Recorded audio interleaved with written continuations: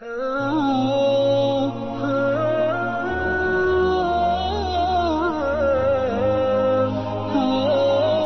Brunei, Japan और Thailand में भी मुल्क के किसी भी हिस्से से शव्वाल के चांद की कोई शहादत मौसूल नहीं हो सकी। चांद की शहादतों का जायजा लेने वाली कमेटियों का कहना था कि ईद उल फितर हफ्ते के रोज होगी और जुम्मे को आखिरी रोजा रखा जाएगा।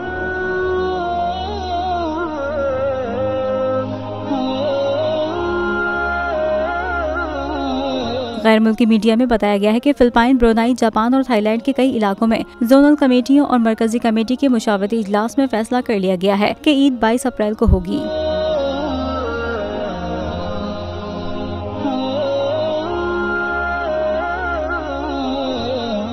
हवाए नफ्स की है हुक्मरानी, लुटेरा कर रहा है पासबानी।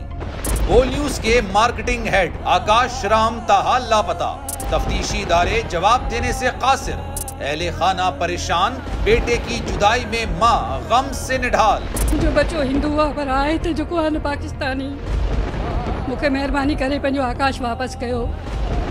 हुकूमत से बेकसूर और मुहिब्बे वतन बेटे की बाजियाबी के लिए फरियाद। आकाश राम के अगवा के खिलाफ अहले खाना की जानिब से सुप्रीम कोर्ट में दरख्वास्त दायर। सुप्रीम कोर्ट के चीफ जस्टिस उमर अता बंदियाल से आकाश राम के अहले खाना की जल्द समाअत की इस्तदा। मुश्किल की इस घड़ी में आलमी मीडिया ने भी उठाई आवाज।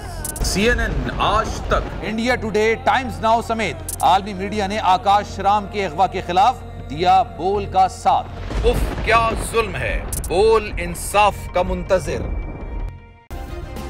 सब्सक्राइब करें और बेल दबाएं ताकि कोई खबर रह न जाए।